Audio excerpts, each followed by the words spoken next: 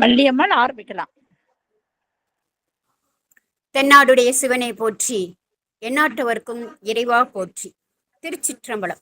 வேலுண்டு வினையிலை குழுமத்தைச் சேர்ந்த அனைத்து அடியார்களின் பொன்னார் திருவடிகளை வணங்கி, இங்கு சிறப்பு விருந்தினராக வருகை புரிந்திருக்கும் ஐயா அவர்களின் திருவடிகளை வணங்கி, எனது அன்பான அனைவரையும் வருக வருக என்று இருகரம் கூப்பி வேலுண்டு வினையிலை குழுமம் சார்பாக வரவேற்கின்றேன். முதலாவதாக விநாயகர் துதி பாட அடிகளார் அவர்களை அன்போடு வரவேற்கின்றேன். லதாமா பாடுங்கம்மா. விநாயகர் பாடு. ஆமா, நான் அடியணுங்களா? ஆமாங்கம்மா.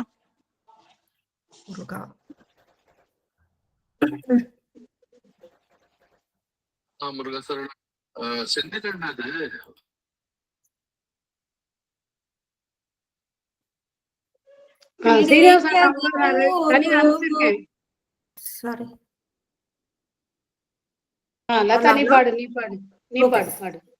பிடியதனொருமை கொலமிகு கரியது வடி கொடுத்தனரடி வழிபடுமவரிட கடி கணபதி வர அருளினன் மிகு கோடை கடி கணபதி வர அருளினன் மிகு கோடை வடிவினர் பயில் வலி வலமுறையிறையே.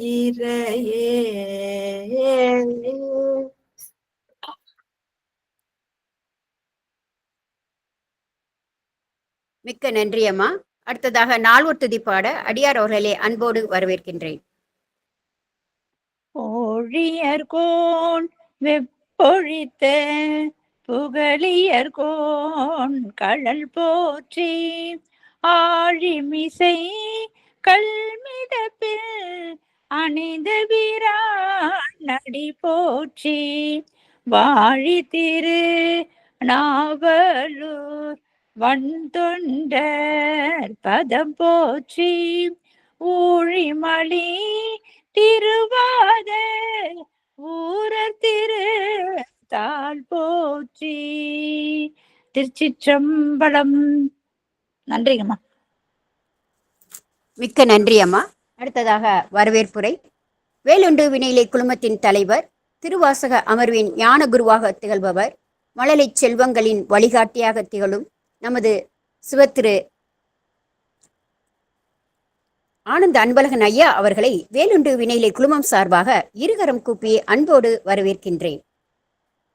நமது வேலுண்டு வினையிலை குழுமத்தின் ஊடகவியலாளர், சிறந்த முருக பக்தர், நாள்தோறும் முருகனின் பாடல்களை நமக்கு அனுப்பி நம்மளை ஆனந்தம் அடைய வைக்கக்கூடிய சிறந்த இசைஞானி சிவத்திரு ஸ்ரீராம் காஷ்யப் ஐயா அவர்களை வருக வருக என்று இருகரம் கூப்பி அன்போடு வரவேற்கின்றேன்.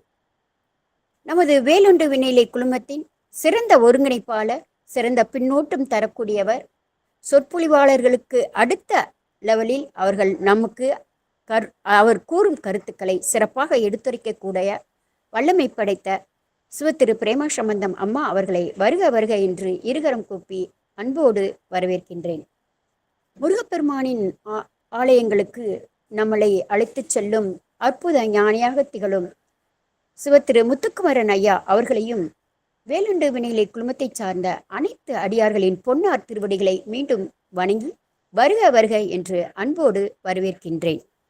நமது சிறப்பு விருந்தினர் மிகவும் அற்புதமானவர். சிவத்திரு பழனிப்பித்தன் ஐயா அவர்கள் உலக புகழ்பெற்ற கண்ணதாசன் பிறந்த காரைக்குடியைச் சேர்ந்தவர். இவருடைய தந்தையார் சிவநெறி கவிஞர் திரு ராகவன் முத்து அவர்கள், தாயார் திருமதி முத்து மீனா. அவர்களுடைய ஊர் மாத்தூர் அரும்பாக்கூர் கோவிலை சேர்ந்தவர்கள். இந்த முத்துகளுக்கெல்லாம் முத்தாக பிறந்தவர் நமது சிறப்பு விருந்தினர் சிவத்திரு பழனிப்பித்தன் ஐயா அவர்கள். அவர்களுடைய பெயர் சுப்பிரமணியன் செந்தில் கண்ணன். அவர் முருகப்பெருமான் மேல் இருந்த பக்தியால் பழனிப்பித்தன் என்ற அற்புதமான பெயரை வைத்து வாழ்வாங்கு வாழ்ந்து கொண்டிருக்கும் ஆன்மீக ஞானி. துகிலியில் துறையில் முனிவர் பட்டம் பெற்று ஹாங்காங்கில் 15 ஆண்டுகளாக குடும்பத்துடன் வாழ்ந்து வரும் அற்புத ஞானி. இவருக்கு அனுஸ்ரீ, கார்த்திகா என்ற 2 பெண் குழந்தைகள் மகாலட்சுமியாக வளர்ந்து வருகின்றார்கள். இவர் 5 ஆண்டுகளாக உலக திருப்புகள் மற்றும் வேல்மாறல் குழுவை நடத்தி வருகின்றார். இவர் அருணகிரிநாதரின் நூல்கள் அனைத்தையும் கசடர கற்று அடியார்களுடன் முற்றோதுதல் செய்தவர். இவர் கந்தபுராணம், திருப்புகள், முருகராற்றுப்படை, கந்தர் அலங்காரம் பாடல்களை அழகாக கற்று உலகில் உள்ள நாடுகளில் உள்ள அத்தனை அன்பர்களுக்கும் கற்றுக் கொடுக்கும் ஆசானாக திகழ்கின்றார் நமது சிறப்பு விருந்தினர் சிவத்திரு பழனிப்பித்தன் ஐயா அவர்கள்.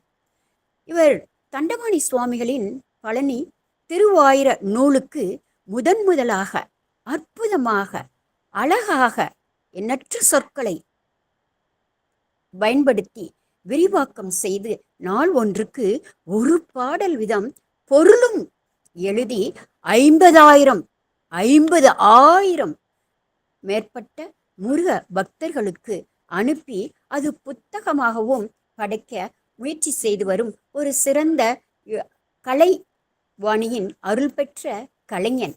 செந்தில் ஆண்டவன் அடிமையுடன் நீலச்சிவண்டி என்ற இதழை முருக பக்தர்களுக்கு அனுப்பி அவர்களை முருகன் அடியார்களாக அவர்களுக்கு உதவும் ஒரு அற்புத சக்தி வாய்ந்த ஆன்மீக குருவாக திகழக்கூடியவர். திருப்புகள் கட்டுரைகள் எழுதியும் பேசியும் எண்ணற்ற விழாக்கள் சிறப்பும் செய்து சிறப்பு விருந்தினராக திகழ்ந்தவர் நமது சிவத்திரு பழனிப்பித்தன் ஐயா அவர்கள்.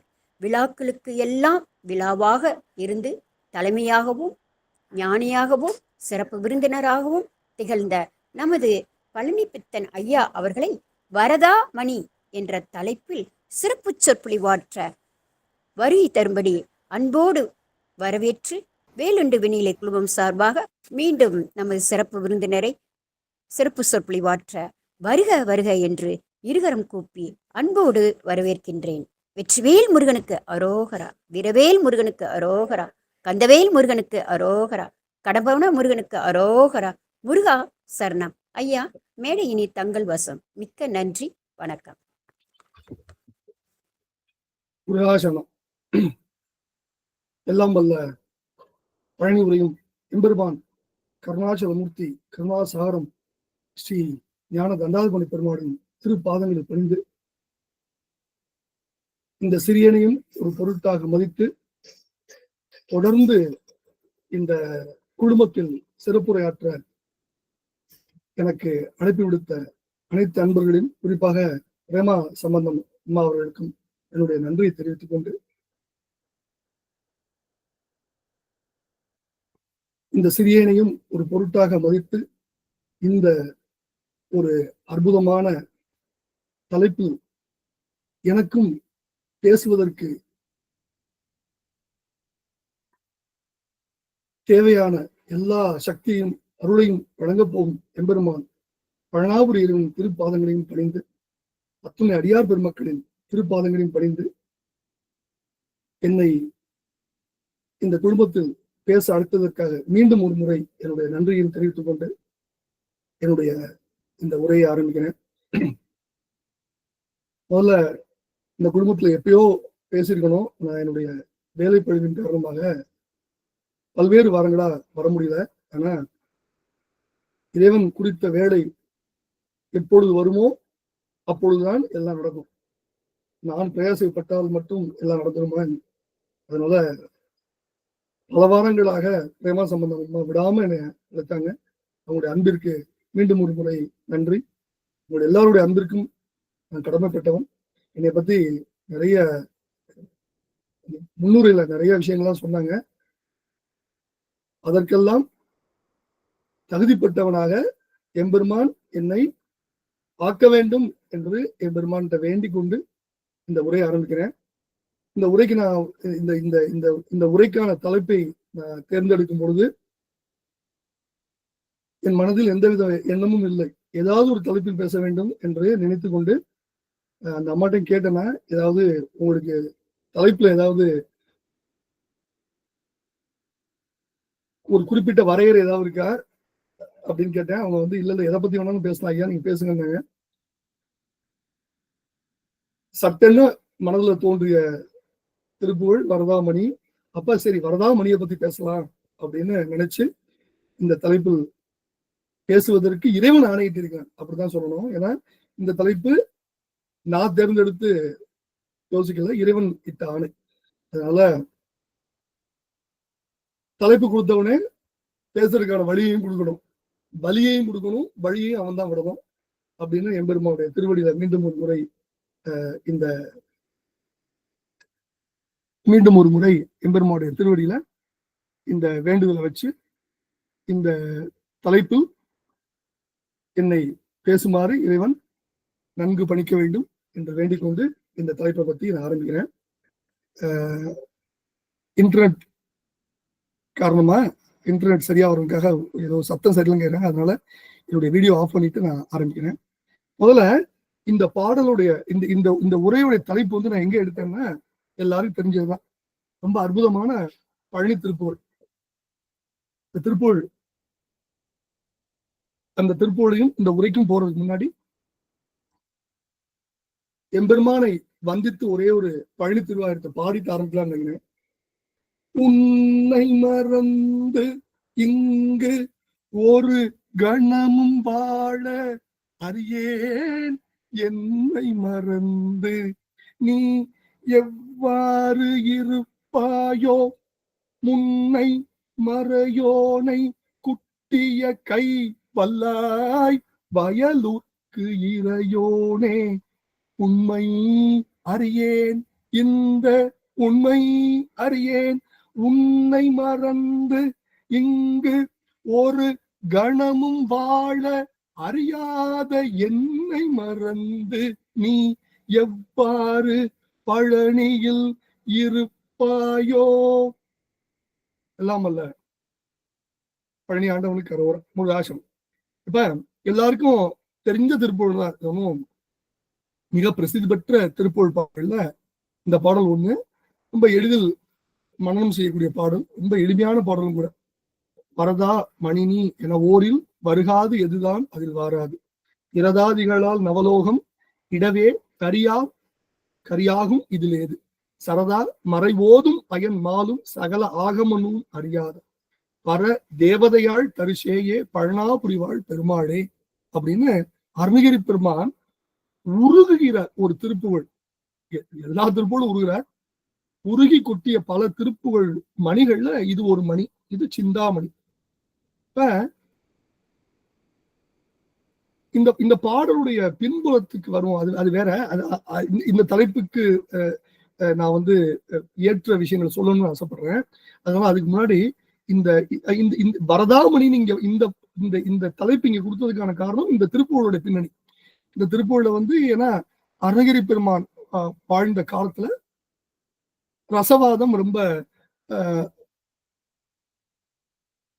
பரவி இருந்தது.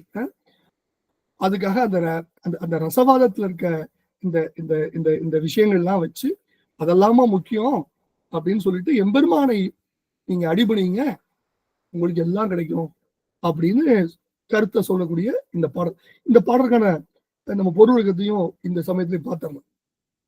அதாவது முதல்ல பழனிமலை பத்தி எல்லாரும் தெரியும். சித்தர்கள் வாழும் அதிசயம் அநேகமுற்ற காசியின் மீறிய பழனாபுரி, வேறு எங்கும் உலகத்துல எங்கேயும் இல்லாத, விலைமதிக்கவே முடியாத சித்தர் போகரால் உருவாக்கப்பட்ட நவபாஷண முருகன் சிலை, அதை மூலமூர்த்தியாக கொண்டு திகழும் திருமலை தான் பழனி. இன்றும் சித்தர்கள் உருவமாகவும் அருவமாகவும் வந்து பூஜிக்கிற இடம் அப்படின்னு நம்பப்படும் திருத்தலம் பழனி வரை, பழனாபுரி. அப்படிங்கிறதுனால சித்தர்கள் செய்யும் இந்த ரசவாத கலையை மைய கருத்தா வச்சு இந்த பாடல் அருணகிரி பெருமான் பாடினார். என்றும் அழியா பருப்பொருளை உண்டாக்கவும், என்றும் பிணியும் மூப்பும் முடிவும் இல்லா பருவுடலை அடையவும் சித்தர்கள் என்ன பண்ணாங்க, உலோகங்களையும் மூலிகளையும் வேதிப்பொருள்களையும் வைத்து ரசவாதங்கள் செய்து சோதிப்பாங்க. பெரும்பாலும் அந்த முயற்சிகள் வெற்றி பெறாது. இருப்பினும் மீண்டும் மீண்டும் மெய் அயர்வு அடையாமல், மனம் சோர்வு கொள்ளாமல் அவர்கள் முயற்சி செய்து கொண்டே இருப்பார்கள். இறையருள் கைகூடியதால் அப்படிப்பட்ட ஒரு பெருமுயற்சியில் போகன் அடைந்த வெற்றியின் சின்னம் தான் இன்னைக்கு நம்ம பூஜிக்கிற, நம்ம வணங்குகிற நவபாஷான பழனி ஆண்டவனுடைய சிலை.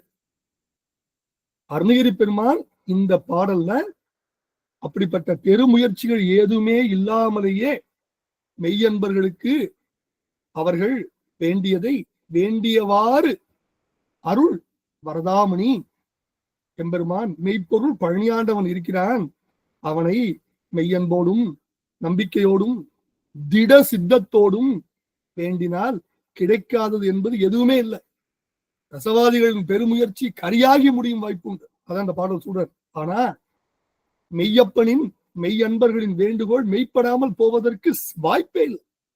அடியார்களின் எளிய மெய்யன்பு உறுதியாக காரிய சித்தியில் முடியும். ஏன்னா பெரும் சித்தனான முருகப்பெருமான் பழனாபுரி இறைவன் அடியார்க்கு எளியன், வரமளிக்கும் வரதன், சித்தியளிக்கும் சித்தன், முக்தி தரும் சிந்தாமணி அப்படின்னு சொல்றாரு இந்த பாட்டு.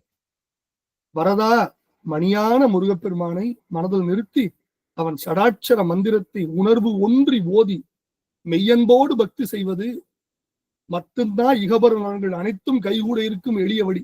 அந்த வழி இருக்க வேறு ஏதும் கடினமான வெற்றி நிச்சயமற்ற வழிகளை பின்பற்ற வேண்டிய தேவை இல்லை என்கிற உட்கருத்தை உணர்த்துகின்ற பாடல் தான் அந்த பாடல். அப்புறம் அதுல நிறைய விஷயங்கள் சொல்றாரு. எம்பெருமான் வரதாமணி அப்படின்னு, வரதா மணி அப்படின்னு ஏன் அழைக்கிறார் அப்படிங்கிறதுக்கான காரணத்தையும் பின்பகுதியில் வைக்கிறார். என்ன சார், முதல்ல வரதன் அப்படிங்கிற பொருளுக்கு வார்த்தைக்கு பொருளை பார்த்துக்கணும். வரதன்னா என்ன? நிறைய பொருள். அது சமஸ்கிருத பொருள். வர்தா, வரதா, வரதா, வரதா, இது சமஸ்கிருத பொருள். தமிழ்ல வரதன் என்ன சார் அர்த்தம்? ஆசீர்வாதம் வழங்குபவன், கேட்டதை கேட்டவாறு அளிப்பவன், கேட்டதை கேட்காமலேயே அளிப்பவன். வரதம் அதாவது வரம் அளிப்பதையே விரதமாக கொண்டவன், ஆசைகளை நிறைவேற்றுபவன், பிரார்த்தனைகளுக்கு பதிலளிப்பவன், கேட்டதை கேட்டதும் கொடுப்பவன். இதெல்லாம் வரதன்கிற வார்த்தைக்கான பொருள். அடுத்தது மணி. இந்த இடத்துல என்ன மணி? சிந்தாமணிங்க. என்ன? வேண்டுவனையெல்லாம் அழிக்கும் தெய்வமணி. அப்ப வரதாமணி இது ரெண்டு விஷயத்தையும் ஒண்ணு கூட்டி இன்னும் வலுப்படுத்துறார். வரதன்னாலே இவ்வளவு பொருள். மணினா கேட்டதை உடனே அளிக்கும் சிந்தாமணி தெய்வமணி. அதான் வரதாமணி. இந்த ரெண்டு சொற்றோட சேர்த்து வைக்கிறார். ஏன்? கந்தபுராணத்துல இருக்கு சார் கதை. வரதன் தேவர்களுக்கும் அயன் அரி அரண் இந்த 3 பேருக்கும், முனிவர்களுக்கும் மனிதர்களுக்கும் மற்ற எல்லோருக்கும் வரம் கொடுத்து அருள்கிற வரதன் முருகப்பெருமான் ஒருத்தர் தான். கந்தபுராணத்தை பல்வேறு குறிப்புகள் உண்டு. ஓம் பக்தா பீஷ்ட வரதாய நமக, ஓம் ஆட்சி தேஷ்டார்த்த வரதாய நமக, சுப்பிரமணிய மகாமந்திரங்கள்ல இதெல்லாம் ஆப்த வாக்கியங்கள். பிரம்மதேவர் வரதா முருக தம்பிரானே, வரதா முருகா மயில் வாகனனே, அருணகிரி சுவாமி திருவாக்கு. பிரம்மதேவர் வரதன் முருக தம்பிரன், முருகன் தம்பிரான், வரதா முருகா மயில் வாகனனே. இதெல்லாம் இந்த கருத்துக்கு வழி சேர்க்கு. தேவரும் மூவரும் சூரபத்மனால் பன்னெடுங்காலம் வருந்துறாங்க. இனி உய்வு உண்டான்னு ஏங்கி எம்பெருமான் குமரவேளை இறைஞ்சி ஏத்தி முறையிட அவர்களுடைய அலக்கண்ணை அகற்றி கேட்ட வரங்களை எல்லாம் வழங்கி அருள்றான். அத்தனை பேருக்கும் வரந்தறான். அதான் வரதன். மணி சிந்தித்ததை தரும் சிந்தாமணியும் தெய்வமணியும் முருகவேள் ஒருத்தந்தான். சரியா? அவனை ஆராய்ந்து அறிந்து துதித்தால் வாராத பொருள் என்று ஒன்றுமே இல்லை. அடியவர் இச்சையில் எவை உற்றன அவை தருவித்தருளும் பெருமாள். அதனால எல்லாவற்றையும் விரைவில் அவனருளால் பெற்றுவிடலாம். அதனாலதான் வரதா மணி. இந்த பாடல் இருக்க இந்த 2 சொற்றொடர்களும் உலகளாவிய விஷயத்தை கொண்டு வரக்கூடியது.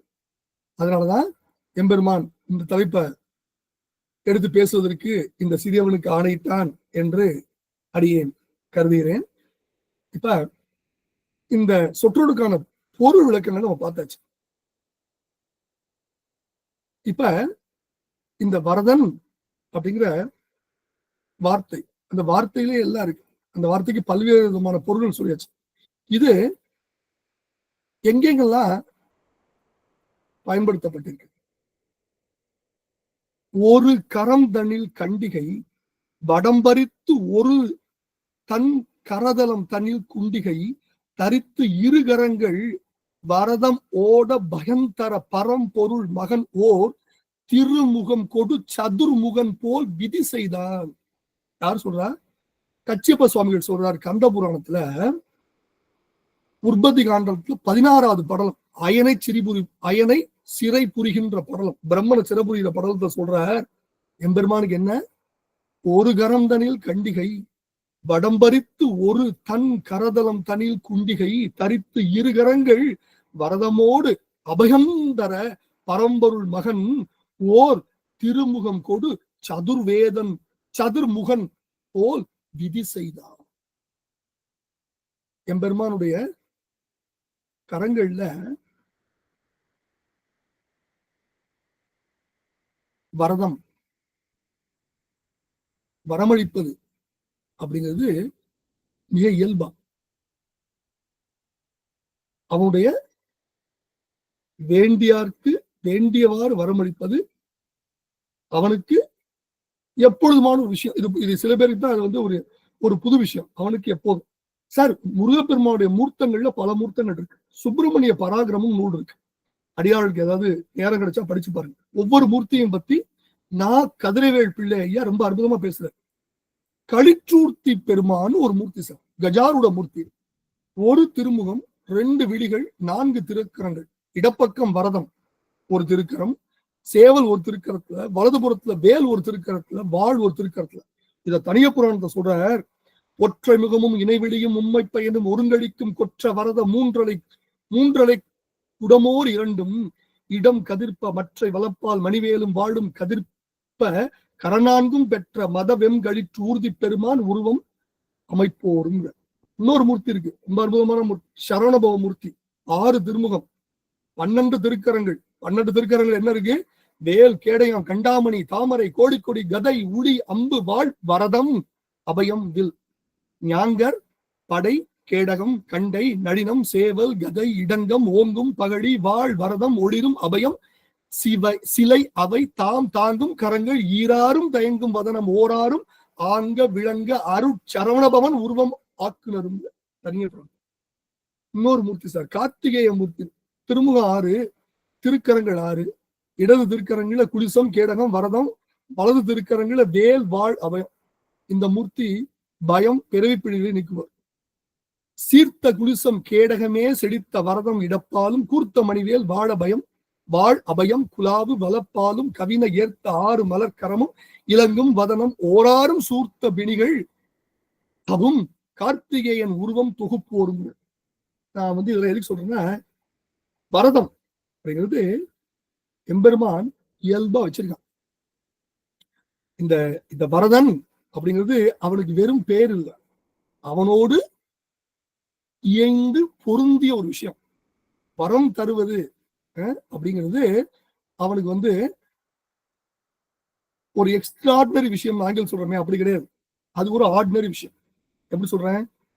சிந்தா குல இல்லோடு செல்வம் எனும் விந்தாடவி என்று விட பெறுவேன் மந்தாகினி தந்த வரோதயனைங்கிறது. மந்தாகினா யாரு? கங்கா நதி. கங்கா நதி எமக்கு தந்த ஈன்ற வரோதயனை. வரோதயனை என்ன சார் அர்த்தம்? வரதமூர்த்தியே. அது மட்டும் இல்ல, வரத்துக்கு பிறப்பிடமானவனே. சரியா? வரம் தர பிறந்தவன், வரத்துக்கு பிறப்பிட அவன் தான். ஓகே, வரம் அப்படின்னா அவன் தான். அதனாலதான் அவன் பேரு வரதன். அதனாலதான் அருணகிரி பெருமான் ரொம்ப தெளிவா வரதா மணினிங்கிற. திருப்பூர்ல சில இடங்கள் ரொம்ப அற்புதமான இடங்கள் சார். ஒரு பொதுப்பாடல், இரதமான வாயூர்னு ஒரு பொதுப்பாடல், ரொம்ப அற்புதமான பாட்டு. அதுல பின்பகுதியில பரத நீல மாயூர வரதங்கிற, பரத நீலமாயூர வரத நாக கேயூர பரமயோகி மாதேசி மிகுஞான பரமர் தேசிகான்னு. பரதநாட்டியம் ஆடவல்ல நீல மயில் வாகனனே வரதமூர்த்திங்கிற பல இடங்கள் சொல்ற. இந்த மாதிரி இது எதுக்கு சொல்றேன்னா, இந்த திருப்பூர்ல கொடித்திருக்கவங்களுக்கு இந்த இந்த விஷயங்களை ஒரு நினைவுபடுத்தலாம். எனக்கும் நினைவுபடுத்தலாம் சொல்றேன். அருணகிரி பெருமானுடைய திருவகுப்புகள்ல ரொம்ப அற்புதமான ஒரு திருவகுப்பு. நிறைய எல்லா வகுப்பும் அப்படித்தான், 25 திருவகுப்பும் அப்படித்தான். எந்த திருவகுப்பை விட்டுட்டு எதை சொல்றது? அதுல ஒரே ஒரு திருவகுப்புல பூத வேதாள வகுப்பு ஒரு அற்புதமான வகுப்பு. அதுல எம்பெருமானுடைய குணாதிசயங்கள் சொல்றார். அவன் எப்படிப்பட்டவன் அப்படின்னு அருணகிரி பெருமான் அடுக்கிறாரு. மாதரா ரூபன் நிராகுல சிந்தையன் ஆதி கூதாள மதானி அலங்கிருதன் பரத இதரன விரத அனுபவன் மௌன குருபரன் நிபுண குணதரன் பரதன் வேண்டிய போது அடியர் வேண்டிய போகமது வேண்ட வெறாது உதவுவதை தன்னுடைய விரதமாக கொண்டவன் சார். அவனுக்கு வேற விஷயமே கிடையாது. இப்ப செந்தில்கண்ணன் அவனையே நினைத்து உருகிற பக்தனா வரணும், அதுக்கு அவன் அனுகிரகம் வேணும். அப்படிப்பட்ட பெருமாள்கிட்ட நான் போய் வேண்டணும்னா எனக்கு நான் என்ன வேண்டனோ அதை கொடுப்பதை தன்னுடைய விரதமாக கொண்டவன் விரதமூர்த்தி. அவன்தான் விரதம் புரிகின்ற வரதமூர்த்தி. விரதமூர்த்தி அடியவனுக்கு கொடுக்க வேண்டும் என்ற விரதத்தை கொள்கிற வரதமூர்த்தி. விரதம் தருவதை அதாவது வரம் தருவதை விரதமாக கொண்ட வரதமூர்த்தி சார். அவன் விரதமூர்த்தி வரதமூர்த்தி. அப்படிப்பட்ட மகா அனுகிரகம் உடையவன். இது பல இடங்கள்ல இருக்கு. நான் வந்து இது எங்கெங்கெல்லாம் இருக்கு அப்படின்னு திருப்பூர் மட்டும் சொல்லிட்டு போனா அதுவே ரொம்ப ஒரு பெரிய நீண்ட இதுவா போயிடும். பட் நான் சொல்ல வந்த கருத்து என்னன்னு சொல்லி, இப்ப எம்பெருமானுடைய வரம் தருகிற இந்த விஷயம், அதாவது வரம் தருவது என்பது அவனுக்கு இயல்பா வந்து. ரெண்டாவது வரதாமணி அப்படிங்கிறது இன்னைக்கு கூட ஒரு கந்தரந்தாதி வகுப்புல இதை பத்தி பேசிட்டு இருந்தோம். இப்ப சில பேர் பார்த்தீங்கன்னா வரம் தருவது அவங்களுடைய லைஃப் ஹிஸ்டரியில லைஃப் சைக்கிள்ல சில சமயங்கள்ல வரும். என் சிற்றறிவுக்கு எட்டியவரை எம்பெருமான் முருகவேல் ஒருத்தன் தான் பிறந்த அடுத்த செகண்ட்ல, பிறந்த ஜனிச்ச அடுத்த நிமிஷத்துல, அடுத்த க்ஷணத்துல, நிமிஷம் கூட கிடையாது, அடுத்த க்ஷணத்திலேயே கருணை பண்ணவன். நீங்க நினைக்க கூடாது இந்த ஆள் வந்து சும்மா அடிச்சு விடுறாரு, அதெல்லாம் இல்ல, சத்தியம்.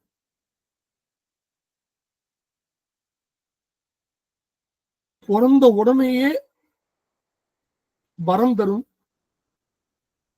விரத வரதமூர்த்தி எங்கேனும் உலகம் பார்த்ததுண்டோ? பார்த்திருக்கு. ஒரே ஒருத்தன் தான். யாரு?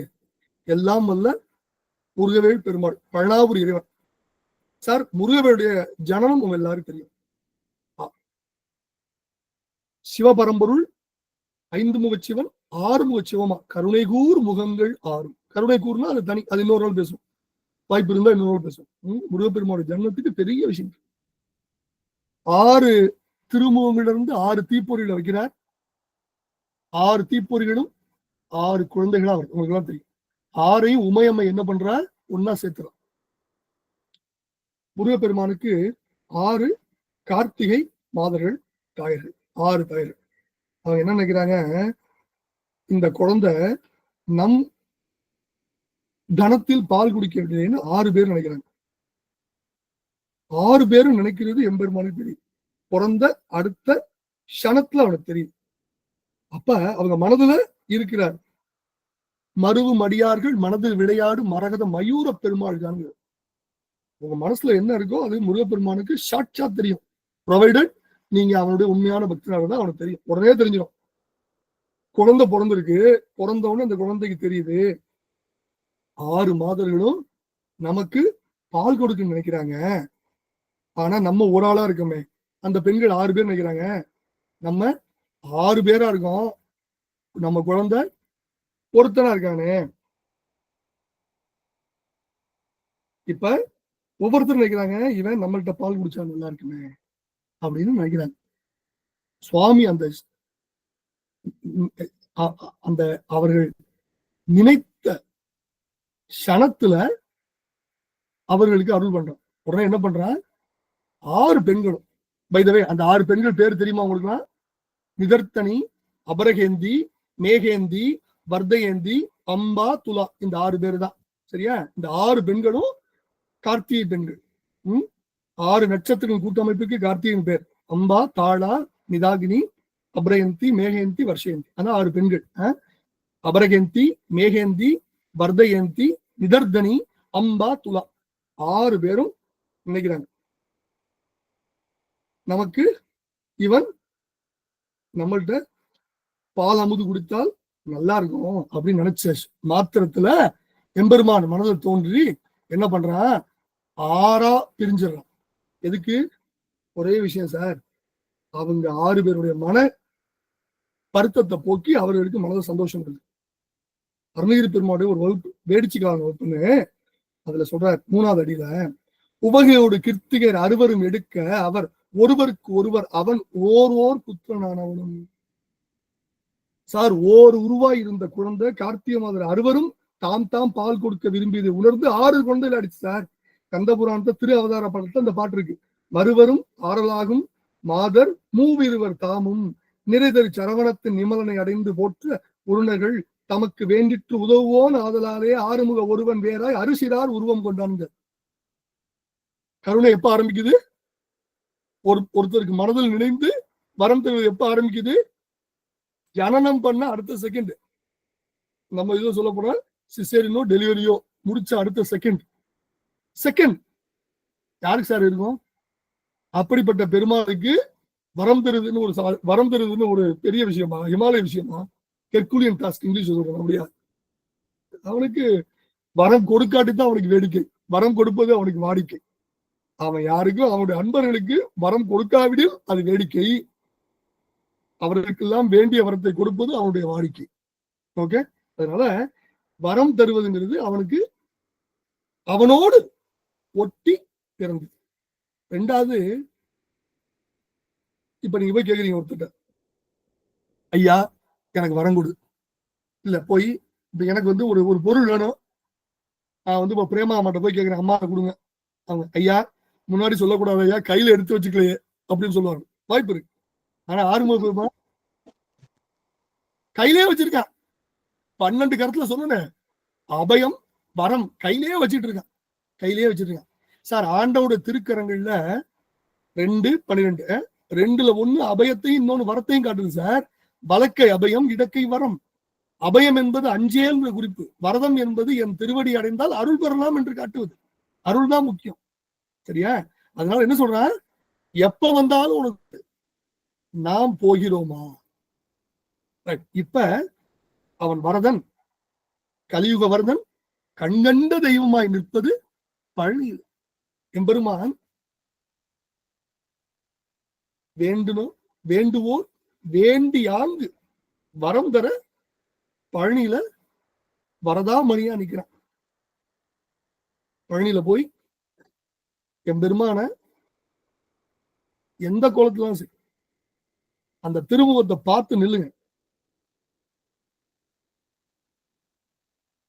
நீங்கள் கேட்ட வரம் கேட்ட சனத்தில் கேட்பதற்கு முன்பே கிடைத்துவிடும், அல்லது கேட்ட மாத்திரத்தில் கிடைத்துவிடும். ஏன்? வரதாமணி. 2வது, இந்த வரதாமணிங்கிற இந்த வார்த்தைய ரொம்ப லாபகமா கையாண்டிருக்காரு நம்ம குருநாதர். எனக்கு ரொம்ப நாளா ஒரு சிந்தனை, அப்பப்ப வரும், விட்டுருவேன். இன்னைக்கு சிந்திக்கிறதுக்கான மீண்டும் ஒரு வாய்ப்புன்னு வச்சுங்களேன். பட் அகெயின் தாட் ப்ராசஸ் ஃபுல்லா முடிஞ்சு எனக்கு பதில் கிடைச்சான்னு தெரியல. 16,000 திருப்புகழ் 1342 கிடைச்சிருக்கு. அதுல 98 திருப்புகழ் பழனிக்கு. இருக்கிறதுலே அதிகமான எண்ணிக்கையில் பழனி ஆண்டவன் திருவடியில எம்பெருமானுக்கு திருப்புகழ் சூட்டுறார் அருணகிரி பெருமான். அபகார நிந்தை பட்டு உணராதே அப்படின்னு ஆரம்பிச்சு திருவாங்கூரில ஜபமாலை தந்த சத்குருநாதனை வணங்கி பழனி 50 அவருக்கு எல்லாம் கிடைக்குது. பழனி நம்ம தண்டபாணி சுவாமிகளுக்கு எந்த உருவத்திலையும், அது முருகவேள் ஆக இருந்தாலும், தண்டாயுதபாணி தவிர உன்னை தவிர மற்ற ஒன்று உண்டு என்னும் அவர் முன்னம் என்னை தொடரா வாழ்கின்றாங்க. என்ன ஒரு ஒரு பிடிவாதமான பக்தி.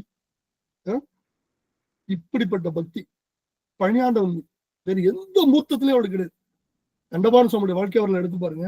பழனியாண்டவன் தவிர, அதுவும் பழனியாண்டவனா தண்டாயுதபாணி தவிர குழந்தை வடிவ சுவாமி கூட கிடையாது. திருவாங்கூடிய அவர் சொல்லல. பழனியாண்டவனை தவிர வேற எந்த மூர்த்தத்திலயும் அவருக்கு ஈடுபடல. ஏன்னா அந்த வரதா மணிங்கிற வார்த்தை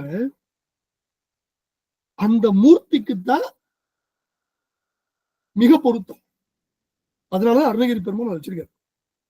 சார் ஒண்ணும் இல்ல, சுவாமி மலையில் நின்று பாடுற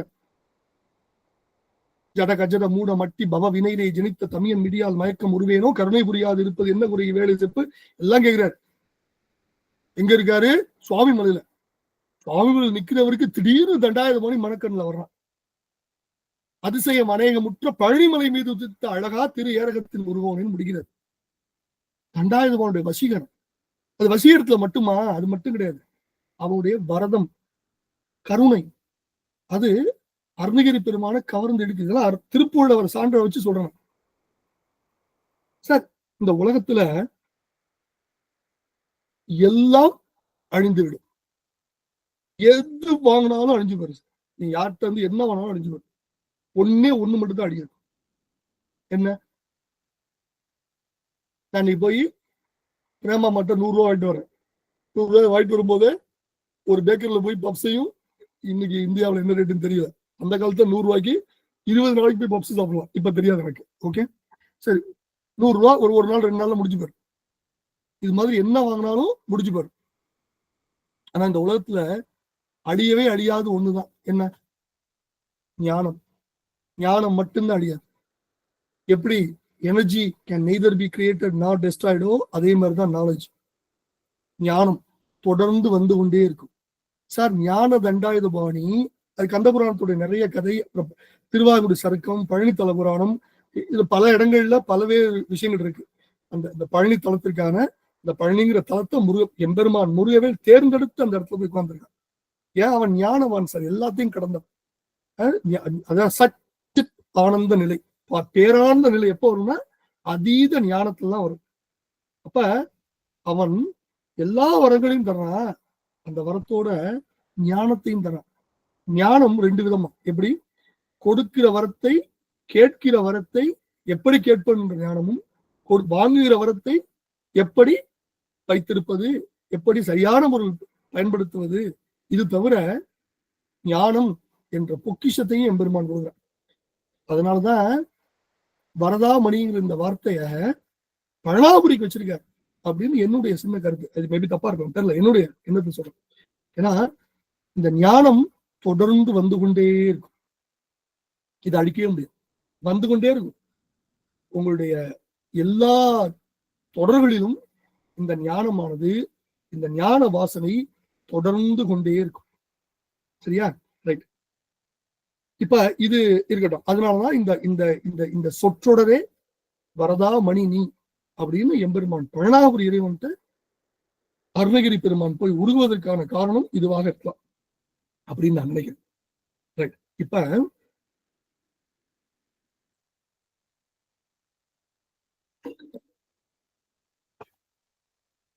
எம்பெருமானை நாடி சென்றால் அவனை மனதார நினைத்து வாயார வாழ்த்தி அவனை திடமோடு நம்பி சென்றவருக்கு எல்லா வரங்களையும் அவன் கொடுப்பான். அதுல எந்த சந்தேகமும் இல்லை. அது நான் சொல்றது நீங்க நம்ப வேண்டாம். அருளாளு அத்தனை பேரும் உறுதிமொழி கொடுத்திருக்காங்க. அருணகிரி பெருமான் பட்டயம் போட்டு கொடுத்திருக்காரு. வரதா மணினி என ஓரில் வருகாது எது தான் அதில் வாராது. இது எதுங்கிறது இடைநிலை தீவகம். வரதா மணினி என ஓரில் வருகாது எது, எதுதான் அதில் வாராதுன்னு மறுபடியும் கொண்டு வரும். இதுக்கு பேர் இடைநிலை தீவகம்னு பேர். தீவகத்துல பல வகைகள் இருக்கு. இடைநிலை தீவகம், கடைநிலை தீவகம், நடுநிலை தீவகம்னா 12 வகைகள் இருக்கு. 12 18 இருக்கு. நம்ம முன்னாடி சின்ன வயசுல படிச்சு ஞாபகம். இது இடைநிலை தீவகம். சரியா? அப்ப அவனை வரதா மணின்னு நம்பினா எது கிடைக்காது. நீங்க அவனிடம் தொழுது வழிபட்டு விட்டால் அவன் உங்களுக்கு எப்படி ஆவான்? தொழுது வழிபட்டு விட்டால் உங்களுக்கு காவல்காரனாகிறான். என்ன சொல்றாரு? தொழுது வழிபடும் அடியர் காவல்கார பெருமாள். எந்த பாட்டுல? ஒரு பொழுதும் இரு சரண நேசத்தே வைத்து உணரேனே உனது பழனிமலை எனும் ஊரை சேவித்து அறியேனே. அந்த பாட்டுல சொல்ற அவனை நீங்கள் மனதார தொழுது வழிபட்டு விட்டால் தொழுது வழிபடும் அடியர் காவல்கார பெருமாள். அதே மாதிரி பழனி ஆண்டவா, சிவகுமாரா அப்படின்னு நீங்க ஒருவரோட அன்பு வச்சுட்டா நீங்க நினைச்சாலும் அவனை விட்டு போக முடியாது. நீங்க அவனை விட்டு போகணும்னு நினைச்சாலும் நீங்க போக முடியாது. ஏனால் நீங்கள் நினைத்து அவனை வணங்கவில்லை, நீங்கள் நினைத்து அவனை விட்டு போகவில்லை. சரியா? அதனால நீங்க நினைச்சாலும் போக முடியாது. இப்ப இன்னைக்கு முருகான்னு பேரை ஒரு சொல்றோம்னா அது நம்ம நினைச்சு சொல்லல, அவனுடைய அனுகிரகம் இருந்தா தான் அவன் பேரை சொல்ல முடியும், அவனை நினைக்க முடியும். அப்ப இது அவன் நமக்கு கொடுத்த அனுகிரகம். சிவகுமர அன்பு ஈண்டில் பெயரம். நீங்க ஒரு தடவை இது திருமுருகன் பூண்டின்னு ஒரு அற்புதமான தலம் இருக்கு, திருப்பூர் பக்கத்துல, அவினாசி பக்கத்துல. நெக்ஸ்ட் டைம் போனீங்கன்னா கண்டிப்பா அந்த தலத்தை போய் கும்பிட்டுவாங்க. அதை நிறைய பேர் சிவகுமர அன்பீண்டில் அப்படின்னு படிப்பாங்க. அது அப்படி பிரிக்க கூடாது. சிவகுமர அன்பு ஈண்டில் பெயரோனேன்னு படிக்கணும். ஒரு தடவை சிவனின் குமரனேன்னு அன்பு வச்சுட்டா அவன் நம்மை விட்டு என்று விலகாம இருப்பான். நீங்க நினைச்சாலும் போக முடியாது. தொழுது வழிபடும் அடியல் காவல்கார பெருமாளா அவன் ஆயிடும். சரியா? ரைட். இப்ப இப்படிப்பட்ட பகவான் அவனுடைய பழனியில அவன் யாராருக்கெல்லாம் அனுகிரகம் பண்ணா எல்லாம் உங்களுக்கு தான் தெரியும். அருணகிரி பெருமான் தொடங்கி, அதை இடும்பன் தொடங்கி, அகத்தியர் தொடங்கி, அருணகிரி பெருமான் தொடங்கி எத்தனையோ கோடானு கோடானு கோடானு கோடி பேர்களுக்கு அனுகிரகம் செய்தான், செய்கிறான், செய்வான், செய்து கொண்டே. ஏனென்றால் அவன் வரதா மணி என்பதால். சரியா? கேட்டதை கொடுக்கும் சிந்தாமணி. அவன்கிட்ட போய் நின்று கேட்டா நிச்சயம் கிடைக்கும். இப்ப அடுத்த ஒரு முக்கியமான விஷயம், எப்படி போய் அவன்கிட்ட கேட்கணும், நம்ம எந்த நிலையில போய் அவன்கிட்ட நிக்கணும். நான் கேட்கிற கேள்வி புரியுதுங்களா உங்களுக்கு? அதாவது இறைவன்கிட்ட போவதற்கு என்ன ப்ரீ ரெக்வெஸ்ட், ஆங்கிலம் சொல்ற மாதிரி என்ன விதமான தயார் நிலையில் நம்ம வச்சுக்கிறோம். சரியா?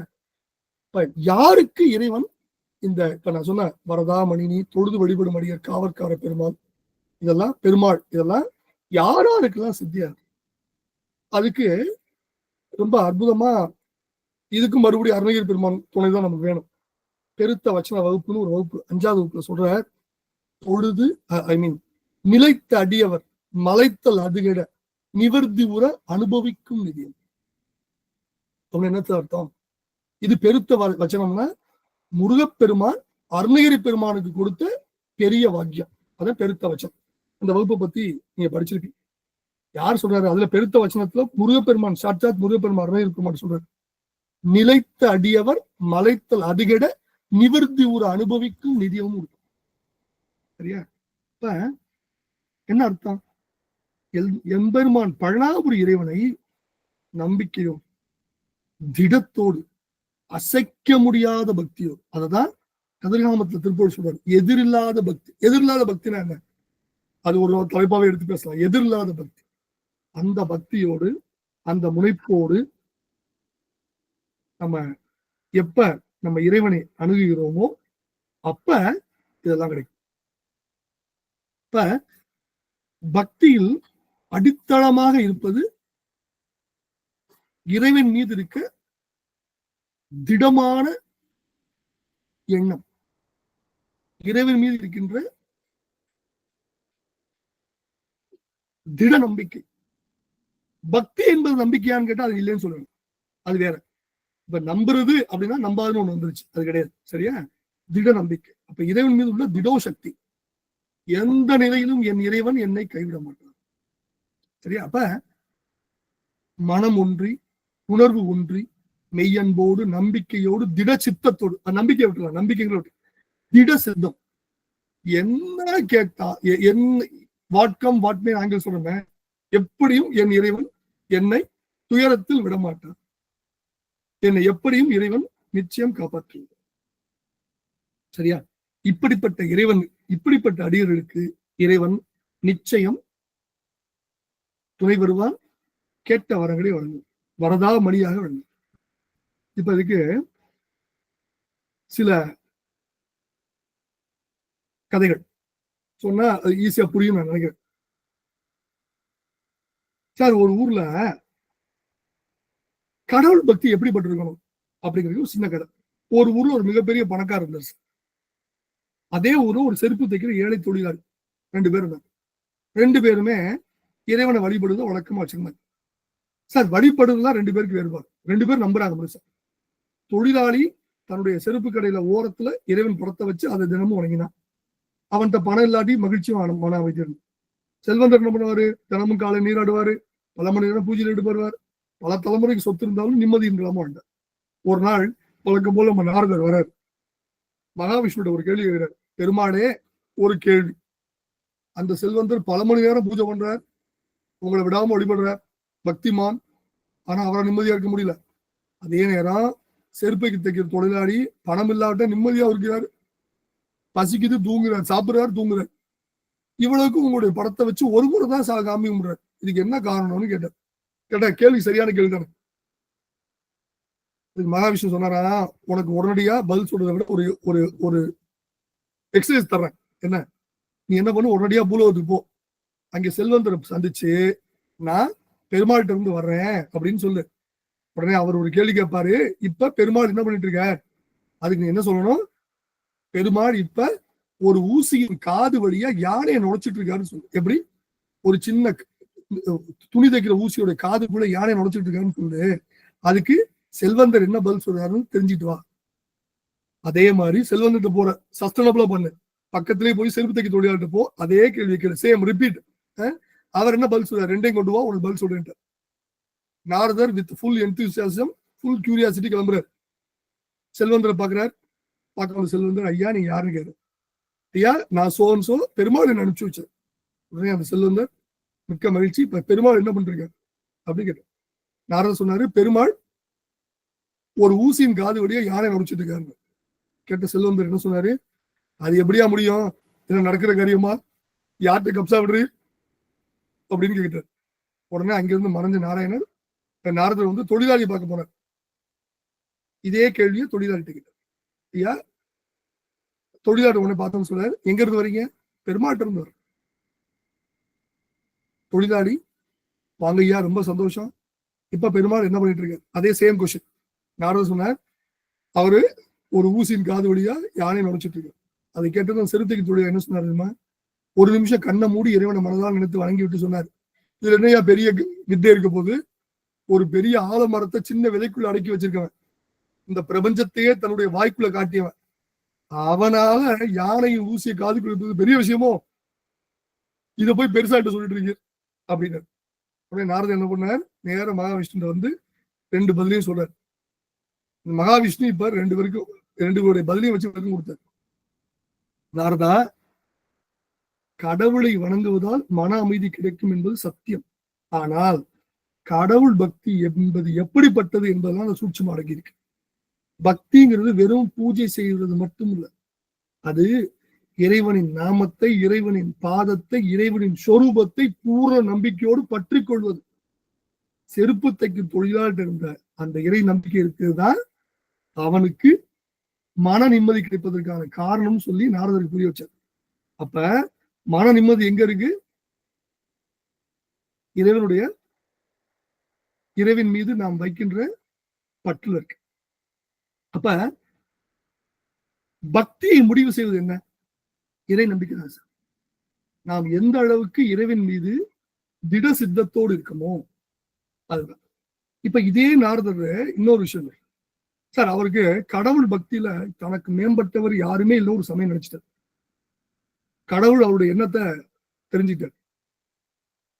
அவர் தெரியும் அவருடைய நினைப்பு சரியில்லைங்கிறத அவருக்கு உணர்த்த பெருமாள் என்ற ஒரு நாள் இறைவன் நாரதர் அழைச்சார். நாரதா, இந்த பூ உலகில ஒரு இடத்துல என்னுடைய பக்தன் ஒருத்தர் இருக்கான், அவனை போய் பார்த்துட்டு வாங்க. நாரதர் அந்த மனிதன் இருக்க இடத்துக்கு போய் அவன் எங்க இருக்கான்னு கேட்டு அவன்கிட்ட போனார். ஒரு நாள் முழுவதும் அவனோடய திருந்தார். அவன் என்ன செய்யறான்னு பார்த்தார். அவன் என்ன பண்ணுவான்? ஒரு குடியானவன் சார். அவன் காலையில் படுக்கை விட்டு எழுந்திருப்பான். எழுந்த உடனே நாராயணா அப்படின்னு ஒரு முறை சொல்லுவான். கலப்பை எடுத்து தோல்ல போட்டுக்குவான், தொழுவத்துல போய் மாடுல அவுப்பான், ஓட்டிட்டு வயலுக்கு போவான், நாள் முழுவதும் வயல விடுவான், இருட்டிய பிறகு வீட்டுக்கு வருவான், கையால் முழுவதும் கழிக்குவான், மனைவி படத்தை சோற்றை சாப்பிடுவான், கொஞ்ச நேரம் பேசிட்டு இருப்பான், பிறகு பாயை விரித்து படுக்கும்போது நாராயணான்னு சொல்லி படுத்துடும், முடிஞ்சு போச்சு. அவன் செயலெல்லாம் பார்த்த கூடவே இருந்து நாராயணன் கவனிக்கிறார். கவனிச்சு வைகுண்டத்துக்கு வர்றார், ரிட்டன் கடவுள்கிட்ட வர்றார். ஐயா, எனக்கு உங்க மேல ஒரு வருத்தம். யாரு? நாரதர் சொல்றாரு பெருமாள்கிட்ட, உங்க மேல எனக்கு ஒரு சின்ன வருத்தம். என்ன? இந்த பட்டிக்காட்டான போய் தன்னுடைய பக்தன் நீங்க சொன்னீங்களே, அதுதான் எனக்கு புரியல. அவன் என்ன பண்றான், தன்னுடைய வேலை மட்டும்தான் அவன் பாக்குறான், தங்களை பற்றி நினைக்கவே இல்லை. கோயிலுக்கு போறானா, தங்களை பாடி தொழுறானா, தங்களுக்கு அர்ச்சனை பண்றானா, தங்கள் பெயரால் தர்மம் பண்றானா, உங்களுடைய அடியாரில் போட்டுறானா, அல்லும் பகலும் உங்க நினைவாவே இருக்கான ஒரு கழுதை கிடையாது. அவரை போய் நீங்க பக்தன் சொல்றது எனக்கு ரொம்ப வேடிக்கையா இருக்குன்னு நாரதர் போய் பெருமாள் சொல்ற. பெருமாள் சொல்றாரு, அப்படியா, உன் வேடிக்கை அதுவே இருக்கட்டும், இப்ப உனக்கு ஒரு வேலை தர்றேன், நீ அதை ஒழுங்கா செய்தியா பார்க்கலாம் அப்படின்னு பெருமாள் ஒரு ஆர்டர் கொடுக்குறாரு. நாரதர் சொல்றாரு, தேவதேவா தங்கள் ஆணைக்கு காத்திருக்கிறேன். பெருமாள் ஒரு கிண்ணத்தை எடுத்தார், அந்த கிண்ணத்துடைய விளிம்பு வர எண்ணெயை ஊற்றுறார். நாரதர் நோக்கி சொன்னார், பக்தி மிக்க நாரதா, இந்த எண்ணெய் கிண்ணத்தை கையில எடுத்துக்கிட்டு வச்சுக்கோ, கீழே தெரியுது பாரு பட்டணம், அதுக்கு போ, அந்த பட்டணத்தை ஒரு முறை சுற்றி வா. அப்படி சுத்தி வரும்போது இந்த எண்ணெயில ஒரு துளி கூட சிந்தக்கூடாது, எச்சரியா இருக்கணும், புறப்படு. ஒரு துளி சிந்துனுச்சுன்னா பாத்துக்கோ, ரைட்டா? அதுதான் கண்டிஷனல் ஆஃபர். நாரதர் எண்ணெய் கிணத்தை வாங்கிட்டார். எண்ணெய் சிந்தாதவாறு அதையே ஊன்றி கவனித்துக் கொண்டு வைகுண்டத்திலிருந்து கீழே இறங்க. கடவுள் எந்த இடத்துக்கு சொன்னாரோ அந்த இடத்துக்கு வந்தாரு. எப்படி? கூகுள் மேப் போட்டு மாதிரி. இப்ப கூகுள் மேப் போட்டா தப்பா போடுது, ஆனா பெருமாள் கொடுத்த மேப் பர்ஃபெக்டா இருந்துச்சு, வந்துட்டார் கரெக்டா. கடவுள் எங்க சொன்னாரோ அந்த பட்டணத்துக்கு வந்தார். அதன் எல்லையோரங்கள் இருந்த பாதை வழியா வந்தார். மிகவும் எச்சரிக்கையா கிண்ணம் கை நழுவி விடாம, எண்ணெய் தழும்பாம அவ்வளவு லாகமா பிடிச்சிட்டு பட்டணத்தை சுத்தினார். ஒரு துளி கூட சிந்தல, வெற்றிகரமா திரும்பி வைகுண்டத்துக்கு வந்துட்டார். Mission accomplished. இறைவா, தங்கள் ஆணையை சிறிதும் வலுவாமல் நிறைவேற்றி விட்டேன்னு பெருமை புடைக்க நாரதர் சொன்னார். பெருமாள் குறுநகை புரிந்தார். அப்படியா, வேல்டான் முனிவரே, இங்கிருந்து புறப்பட்டு பட்டணத்தை சுட்டு திரும்பி வரும் வரை என்னை எத்தனை முறை நினைத்துக் கொண்டீர் அப்படின்னு ஒரு கேள்வி கேட்டார். எல்லாம் அல்ல பெருமான் கேட்கிறார். நாரதர் போய் சொல்ல முடியுமோ? கடவுளே, ஒரு தடவை கூட ஒன்று நினைக்கிறேன். ஏன் அப்படின்னு பெருமாள் கேட்டார். நாரதர் சொல்றார், பெருமானே, என்னை சிந்தி விடக்கூடாது அப்படிங்கிற கவலையோட அதே எண்ணத்துல சுத்தி வந்ததுனால உங்களை நினைக்க முடியல அப்படின்னு சரண்டர் சொன்னார். அத்தியா நாரதா, ஒரு துளி என்ன சிந்தக்கூடாதுன்னு கவலையில நீ முழுவதுமா என்னை மறந்துட்ட. ஆனா தன் குடும்பத்திற்கு ஒரு குறையும் வந்துடக்கூடாதுன்னு கருத்தோடு உழைக்கிற அந்த குடியானவன், பட்டிக்காட்டான் உன் பாஷையில, நாள்தோறும் மறவாம என்னை 2 முறை நினைச்சுக்கிறான். நீ சுமந்தது ஒரு கிண்ண எண்ணெய், அவன் சுமப்பது ஒரு பெரும் குடும்ப பாகம். எப்படி? அத்தனை தொல்லை நிறைந்த வாழ்க்கையிலும் அவன் என்னை மறவாம இருக்கான். அவன் தான் உயர்ந்த பக்தன்னு நாரதர்கிட்ட இறைவன் சொன்னார். நாரதர் தலை கொண்டாரு. இது கதை இருக்கட்டும். இப்ப அவர் தன்னை காட்டிலும் பெரிய பக்தர் இல்லைங்கிற இருமாப்ப விட்டுட்டாருன்னு ஒரு கதை. சார், இப்ப என்ன முக்கியம்னா, இறைவனிடம் நம்பிக்கை கொண்டுள்ள ஒவ்வொருவரும் சிறந்த பக்தர். உண்மையான பக்தி, அந்த எதிரில்லாத பக்தி என்னன்னு புரிய வைக்கிறதுக்கான கதை சொல்லு. அப்ப இறைவனை நம்ம எந்த வேலை செய்தாலும் சரி, ஸ்ரத்தையோடு இறைவனை நாம் நினைத்துக்கொள். நமக்கு வேலைக்கு நடுவில் நினைத்து கொண்டிருக்கும் பொழுது இறைவன் அகமொழிகிறான். அந்த எதிரில்லாத பக்தியில் இறைவன் நிச்சயம் நமக்கு அருகில். நம்ம ஒரு அடி எடுத்து வச்சு இறைவன் போகும்போது இறைவன் 16 அடி இல்லை, 8 அடி இல்லை, கோடிக்கணக்கான அடிகள் எடுத்து வச்சு நம்ம முன்னாடி வந்தது. அதுதான் மிக முக்கியம். அப்ப இந்த பக்தியில் இதுக்கு இன்னும் நிறைய கதையெல்லாம் இருக்கு. இது மாதிரி நான் கதையெல்லாம் சொல்லி போர் அடிக்க விரும்பல. எதுக்கு சொல்லுவாங்கன்னா, எகைன் இப்ப இந்த குழுல வேற இந்த காலில் நிறைய பேர், எனக்கு நிறைய பரிச்சயமானவங்க நிறைய பேர் இருக்காங்க. நான் சொன்ன கதையை வேற சொன்னா மறுபடியும் மெசேஜ் இருக்கு, இந்த கதை ஏற்கனவே சொல்லி அடிச்சுது. அதெல்லாம் ரொம்ப ஜாக்கிரதையா கவனமா சொல்லாத கதையை வேற சொல்லணும். மாவேஷ் மேடம், நீங்க சொன்ன கதையை சொல்லலையே, ரிப்பீட் எதுவும் இல்லையே,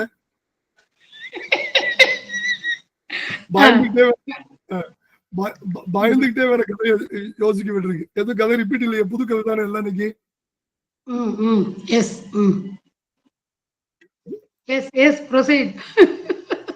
மிக்க நன்றி.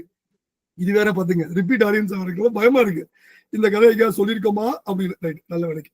ஓகே சார், அப்ப மன்னிக்கணும், நான் இதுக்கு நகைப்புக்காக கேட்டேன். அப்ப என்ன சார் தான் இறைவன் மீது திடமான நம்பிக்கை, சரியா, அசைக்க முடியாத நம்பிக்கை. அப்புறம் நம்பிக்கைங்கிறது சார், அதாவது உங்களுக்கு எல்லாம் இந்த நாரதத்தை பத்தி சொன்னேன். ஏன் நான் பழனியாண்டவன் தவிர முருகனை தவிர வேறு எந்த சிந்தனையும் வரக்கூடாது என்று எம்பெருமானுடைய, அதுக்கு எம்பெருமான் அருள் தரணும்னு வேண்டிக்கிற ஒரு கடனிலே பக்தன். எம்பெருமான் அனுகிரகத்துல வேற எந்த சிந்தனையும் வரக்கூடாது முருகனை தவிர நினைக்கிறவன். ஆனா நீ சொன்ன, ஏன்னா நாரதர் மிகச்சிறந்த முருக பக்தர், சரியா, மிகச்சிறந்த முருக பக்தர்கள் தலையாய முருக பக்தர் நாரதர். ஒரு முறை இது ஏற்கனவே சொல்லியிருக்கேன், நானே அப்டேட் வாங்கிக்கிறேன். நாரதர் ஒரு முறை முருகனை நினைத்து தவம் பண்றார். முருகப்பெருமான் நாரருடைய பக்தியில் மனமெச்சி, நாரதா உனக்கு கேட்ட வரம் தருவேன், என்ன வர வேணுங்கள். நாரதர் சொல்றாரு, பெருமானே உன் திருவடியை என்னைக்கும் மறவாமல் இருக்கு நினைவு எனக்கு அனுகிரகம் பண்ணும், தந்து விட்டு. முருகப்பெருமான் கேட்கிறார், நாரதா உன் பக்தியில் ரொம்ப மெச்சிட்டேன், மனமகிழ்ந்தேன், அதனால உனக்கு 1+1 ஆஃபர், ஆடி மாசம் மாதிரி 1+1, உனக்கு இன்னொரு வரம் தர்றேன் கேடு. நம்மளதான் என்ன சொல்லுவோம், ஏப்பா இத முன்கூட்டியே சொல்லக்கூடாதா, இப்ப திடுதுப்புன்னு இன்ஸ்டன்டா சொன்னா என்னன்னு கேட்கறது, முன்னாடி சொல்லியிருந்தா லிஸ்ட் ப்ரிப்பேர் பண்ணிருப்பேன், உனக்கு இமெயில் அனுப்பிச்சிருப்பேன், ஆஃபர் கொடுக்கறதான் கொடுக்குறீங்க, அதான் கொஞ்சம் முன்கூட்டியே அனௌன்ஸ்மெண்ட் கொடுக்க கூடாதா, இப்படி இன்ஸ்டன்டா கேட்டா நான் என்னப்பா பண்றது அப்படின்னு நம்மள தான் கேட்டிருப்போம். நம்ம என்ன கேட்டிருப்போம், முருகனுக்கே ட்விஸ்ட் வைப்போம், இந்த ஆஃபருக்கு இன்னொரு கவுண்டர் ஆஃபர் கேட்போம். முருகா இந்த ஆஃபர் எத்தனை நாள் வேலிடிட்டி, எத்தனை நாள் வரைக்கும் நான் கேட்கலாம், நான் வீட்டுக்கு போயிட்டு நான் கொஞ்சம் டிஸ்கஸ் பண்ணிட்டு வர்றேன், எனக்கு ஒரு பெரிய லிஸ்ட் இருக்குன்னு இருப்போம். நாரதர் ஒரு க்ஷணம் கூட யோசிக்கல, அடுத்த செகண்ட் சொன்னார், என்ன சொன்னார், முருகா வேறு ஒரு வரம் நினைக்கும் மனம் வராத வரத்தை எனக்கு கொடுன்னு கேட்டார். இது மாதிரி உயர்ந்த முருக பக்தர் யாராவது பார்த்திருக்கீங்களா நீங்க? நீ கொடுத்த வரத்திற்கு மேல் மீண்டும் ஒரு வரம் நினையா மனம் எனக்கு வரமா கொடுன்னு கேட்டார் சார். அப்படிப்பட்ட முருக பக்தர் நாரதர், சரியா. அவர் நாராயணனுடைய பக்தர்னு தெரியும் எல்லாருக்கும், ஆனா அவர் ஒரு முருக பக்தர் என்பது நிறைய பேருக்கு தெரிஞ்சிருக்க வாய்ப்பு இல்லை, அதுக்காக சொன்னேன் சார். பழனாபுரி இறைவன் வரதாமணி அன்பருக்கு அருள் புரிகின்ற தலம் சார். ஒரு தலத்துல ஒரு பகுதி அருள் புரிகிறான், ஒரு மலையே அருள் மலைன்னா அது பழனி மலை தான்.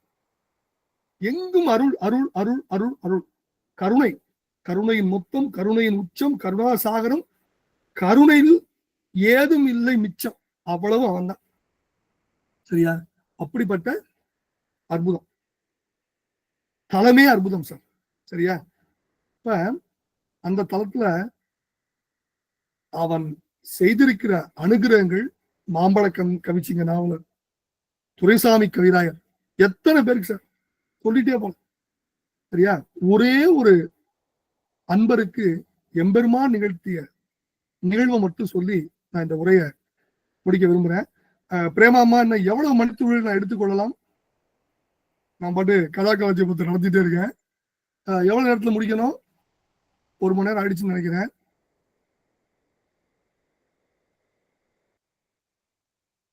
பிரேமாமா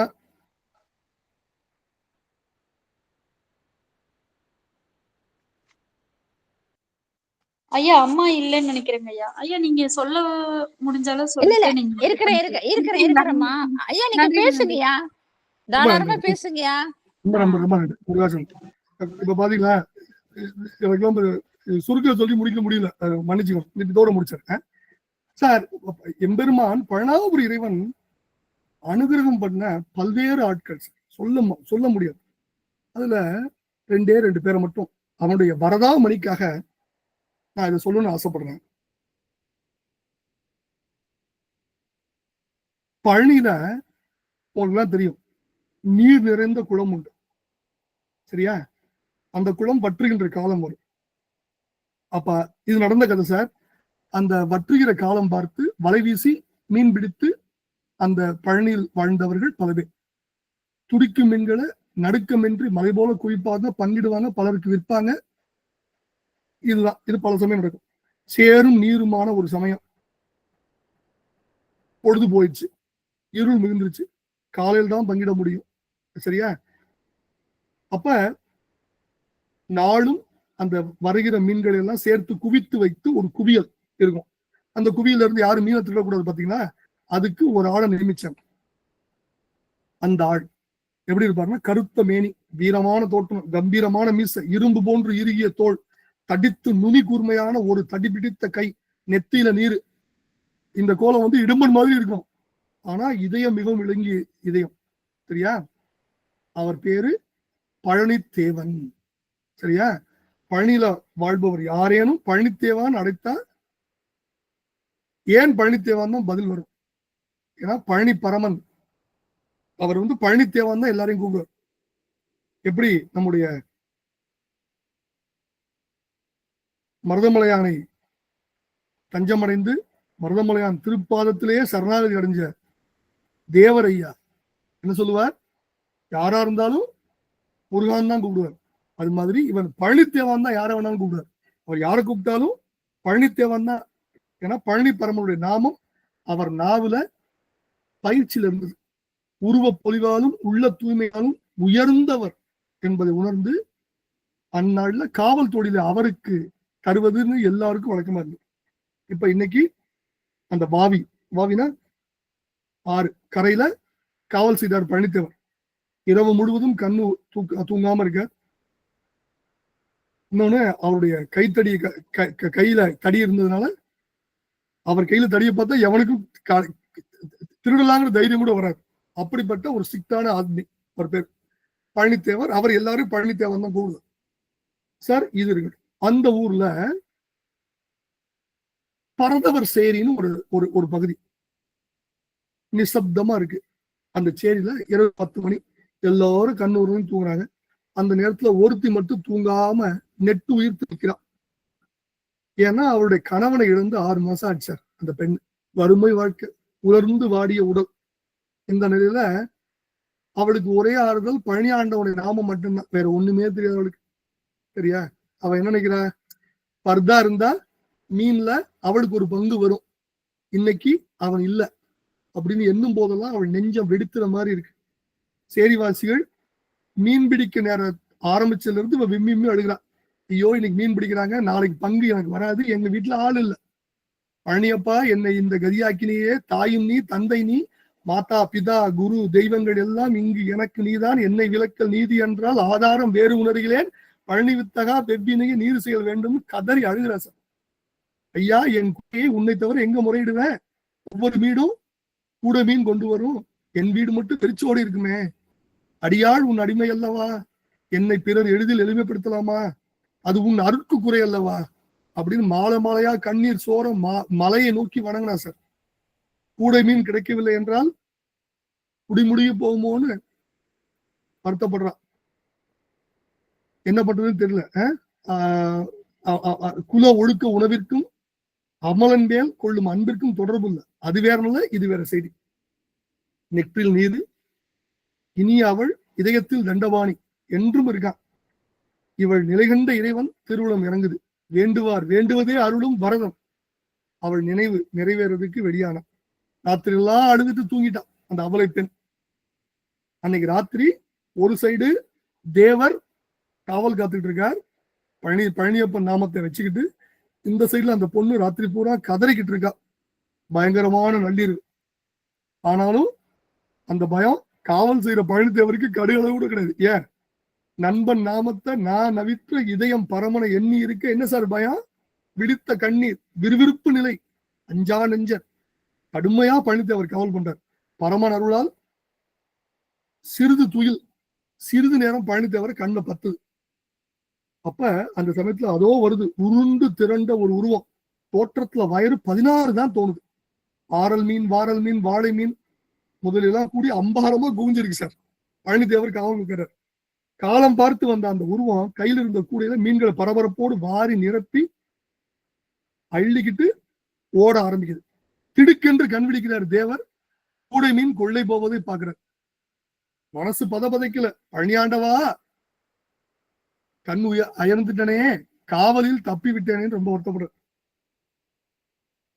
பார்த்தா டேய் நில்லு நில்லுன்னு ஆக்கிரமிச்சு நடக்கிறார். அவர் தொடர்ந்த வேகத்துல நிலம் அதிர்ந்தது. அவர் சொல்ல அளவிற்கு அடங்காது ஓடுது அந்த உருவம். ஆத்திரம் பழனித்தேவருக்கு. அப்படியா செய்தி? எங்க போனாலும் உன்னை விட மாட்டேன் உன்னை அப்படின்னு உருத்து குதித்து ஓடுவானை பிடிக்க தொடர்ந்து ஓடுற. எட்டி பிடக்கு அளவுதான் பக்கத்துல இருக்கான்.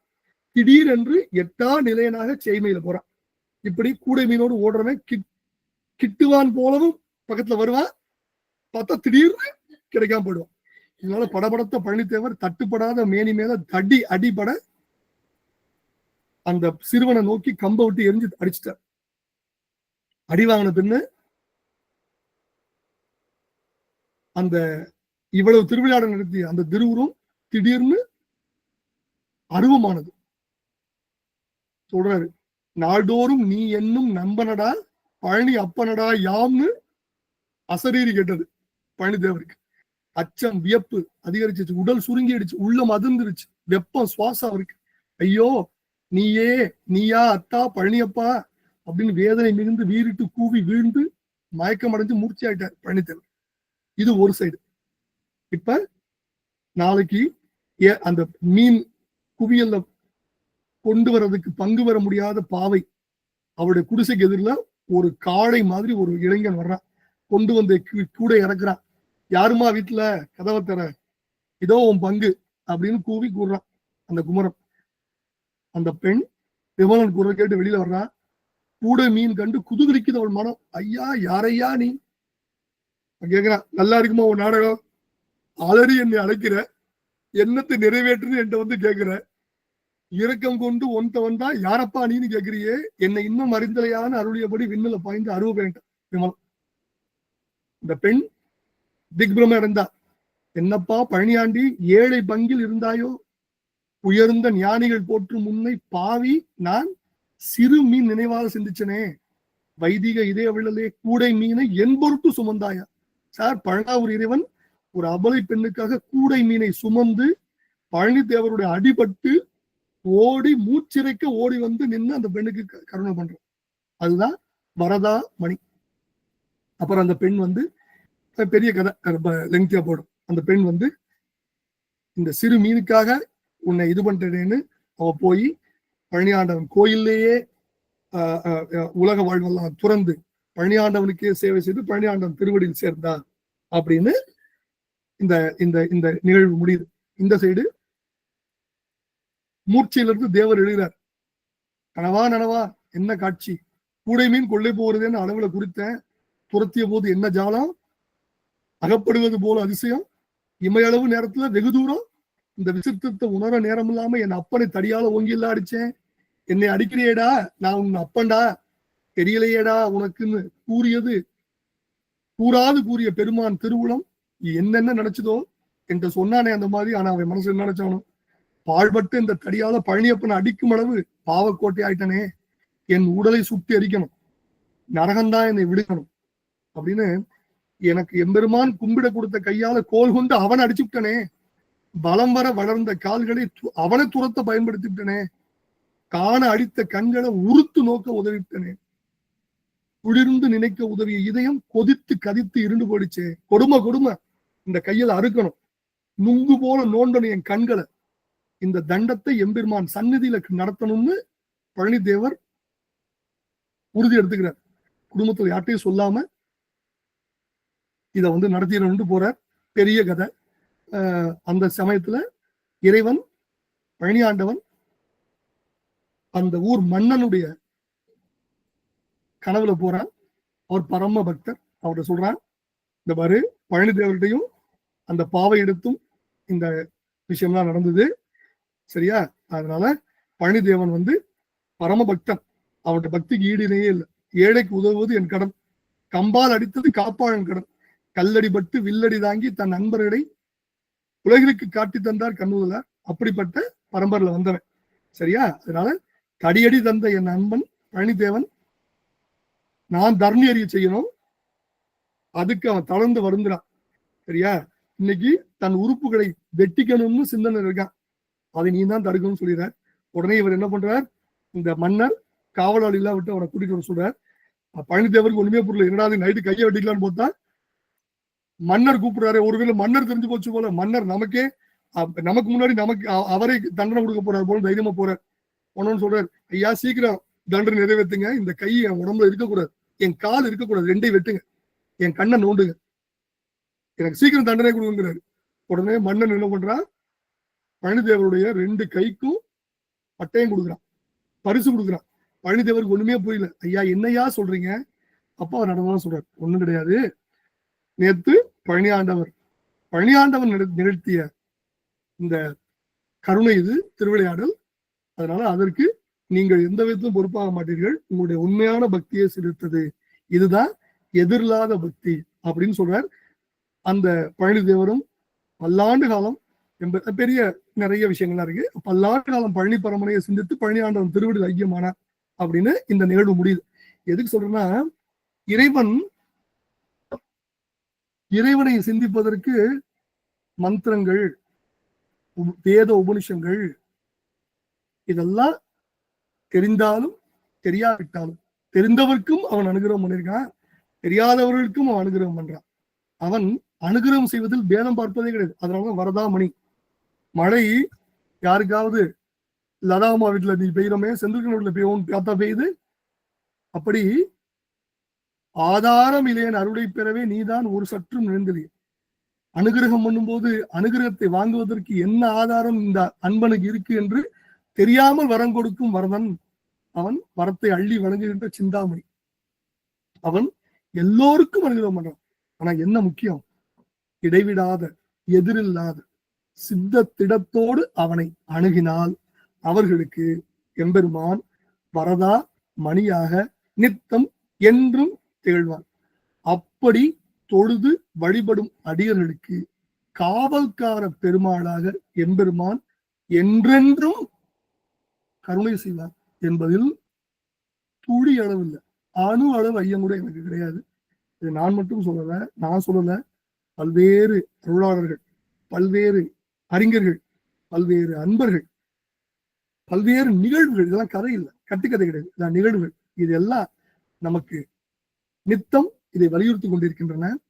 இதை கலியுக வரதனாக நாளும் நமக்காக பழனியில் கால்கடுக்க நின்று அருள் புரிகிற தண்டாயுதபாணி நித்தமும் நிகழ்த்தி கொண்டு நம்மையெல்லாம் அவனுடைய அருள் வீச்சில் வைத்துக் கொண்டிருக்கிறான்.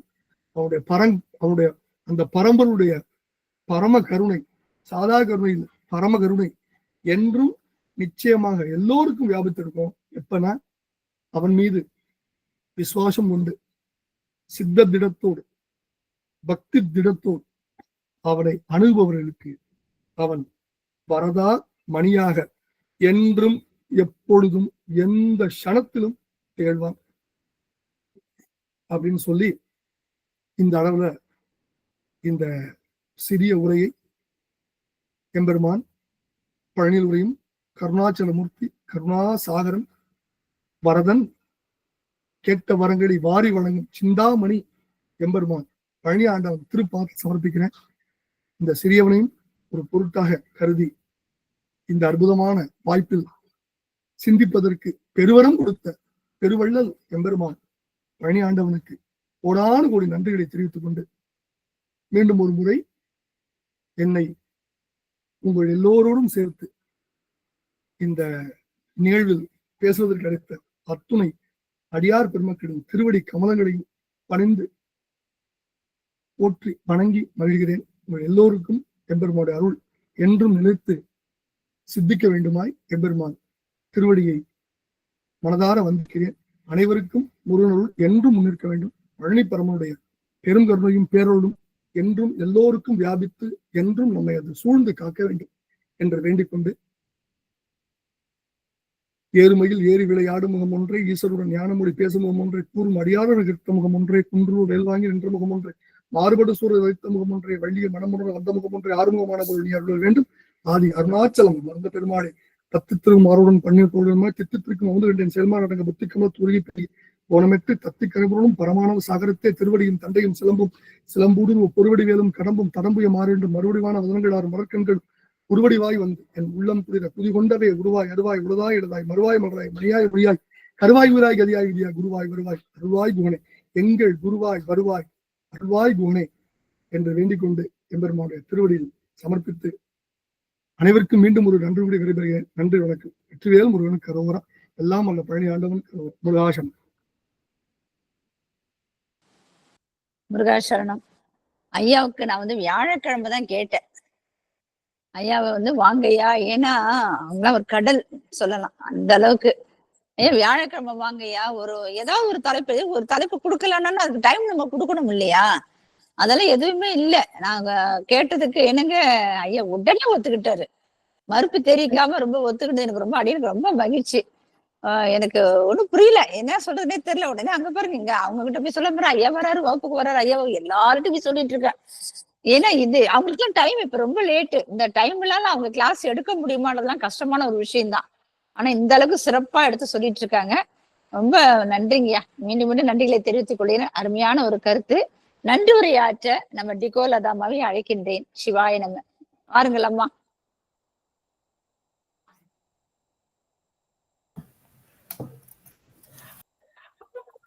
அனைத்து அடியார்களுக்கும் சிறியணி திருவடி வணக்கம். செந்தில் ஐயாக்கு திருவடி வணக்கம். கொஞ்சம் பயமா தான் இருக்குங்க ஐயா, எப்படி பேச வரலன்னு தெரியல.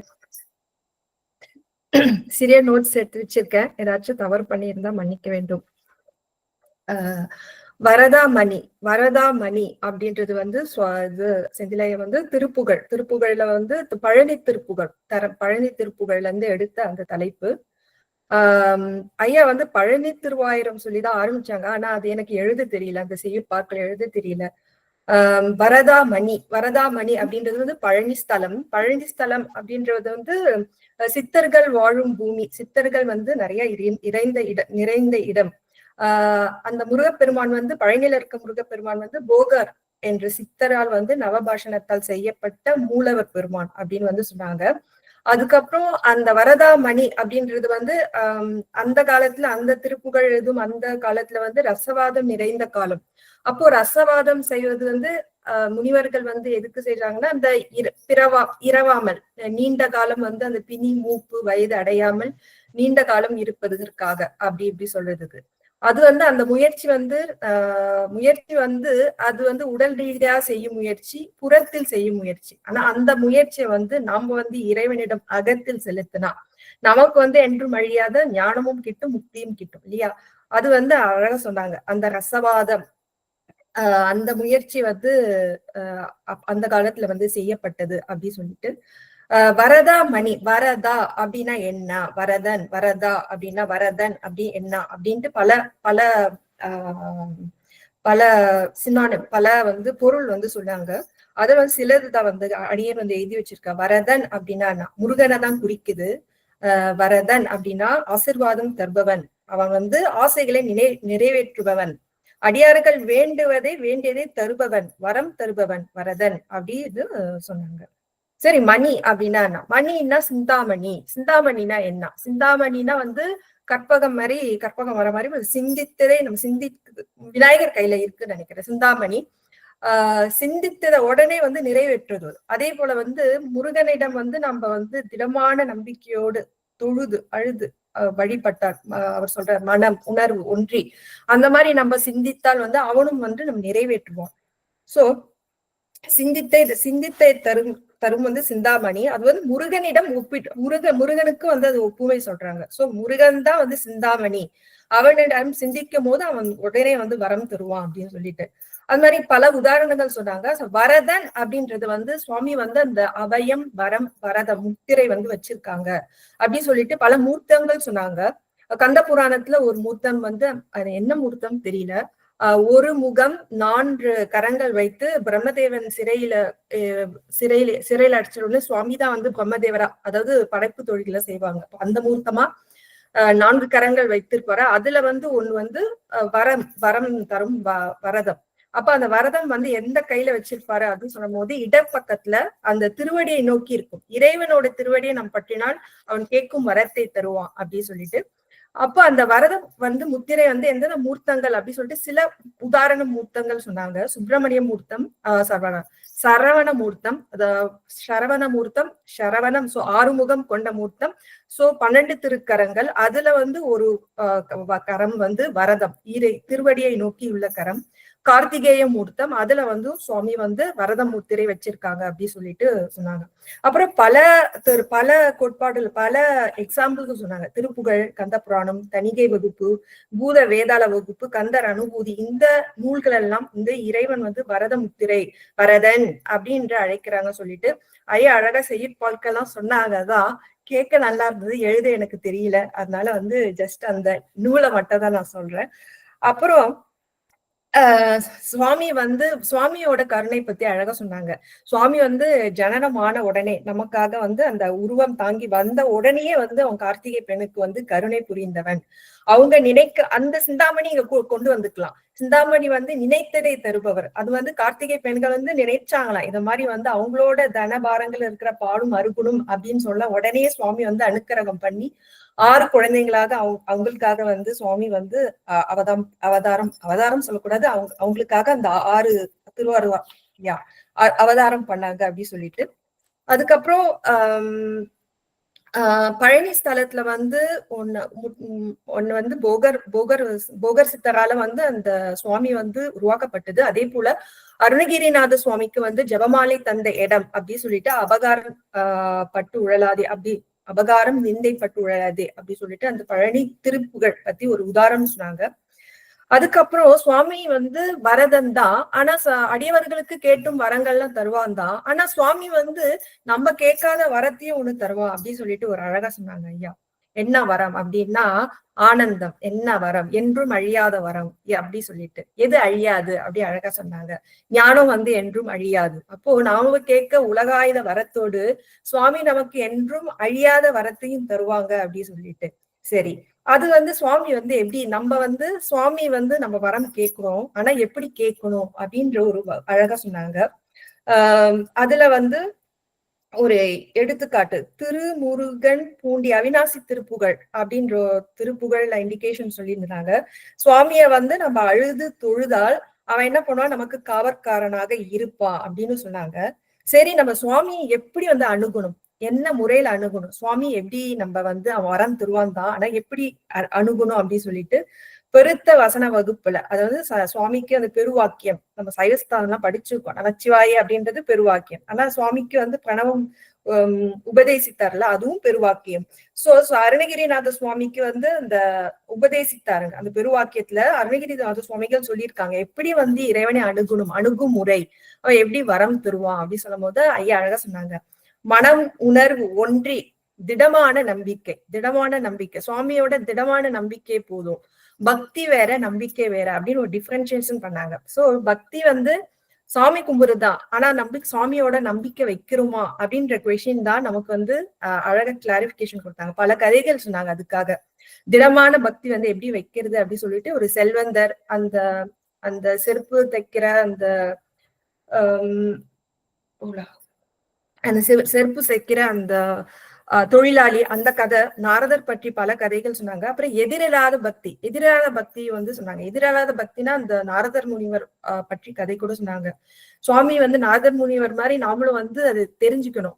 சுவாமி கிட்ட நம்ம கரெக்ட், சுவாமி வந்து நான் உனக்கு இன்னும் ஒரு வரம் கொடுக்குறேன், 2 வரம் கொடுக்குறேன்னா நம்ம வந்து அப்படிதான் கேட்போம். சுவாமி நீ ஏன் முன்னாடி சொல்லல, லிஸ்ட் ப்ரிப்பேர் பண்ணிட்டு வந்தா நம்ம கேட்கலாமே அப்படின்னு சொல்லிட்டு. ஆனா நாரதர் முனிவர் வந்து சொல்லியிருக்காரு அழகா, எதிராத பக்தி, நீ கொடுத்த அந்த ஒரு வரத்தை தவிர வேற எந்த வரம் வேண்டாம் என்று நினைக்கும் தன்மை. சோ சாமி கிட்ட அது எதிராத பக்தியோட ஒரு உதாரணம் அழகா சொல்லியிருக்காரு. சோ அப்படிப்பட்ட முருகப்பெருமான், வரதாமணி முருகப்பெருமான் மனம் உணர்வு ஒன்றி திடமான நம்பிக்கையோடு நாமளும் வழிபட்டால் அவனுக்கு முருகன் நமக்கு காவற்காரனும் இருப்பான். அதே மாதிரி உலகாயுத வரத்தோடு என்றும் அழியாத ஞான வரத்தையும் தருவான் அப்படி சொல்லி இந்த வகையில முடிச்சுக்கிறேன். அடியன் ஏதாச்சும் தவறு பண்ணியிருந்தா மன்னிக்க வேண்டும் ஐயா. ஒருவரி வணக்கம். சிவா அருமையான கருத்து சொன்னீங்கம்மா, சிறப்பா இருந்தது. நீங்க போய் குறை சொல்ல முடியுமா உங்களை எல்லாம்? நீங்க எல்லாம் பெரிய என்ன சொல்றது மிருக பக்தர்கள். சிவா அப்புறம் வள்ளியம்மா பேச கை தூக்கி இருக்காங்க. அம்மா பேசலாம் ஒரு வார்த்தை. அம்மா மற்ற அடியார் யாரும் பேச விருப்பம் இருக்கிறவங்க பேசலாம். அதுக்கு முன்னாடி ஒரே விஷயம், லதாமா, நான் சொன்னதை விட ரொம்ப அழகா நீங்க நான் சொன்னதை எடுத்து சொன்னீங்க. ரொம்ப பிரமாதமா இருக்கு. முருகாச்சரணம். ஆமா, ஐயா சொன்ன மாதிரி லதாமா ரொம்ப நல்லா நோட்ஸ் எடுத்துட்டு ஐயா பேசினதுல இருந்து ரொம்ப தெளிவா அவங்க அதுக்கப்புறம் பிரமாதமா சொல்லிட்டாங்க. வாழ்க வளமுடன். முருகாச்சரணம்.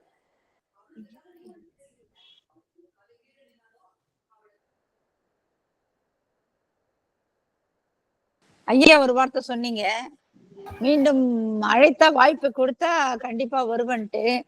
நாங்கெல்லாம் எப்ப காத்து கொண்டு தாங்க இருக்கிறோம், நீங்க எல்லாம் வரணும். ஏன்னா நீங்க வந்து நிறைய கருத்தெல்லாம் சொல்லணும். நான் உங்க வகுப்புல நிறைய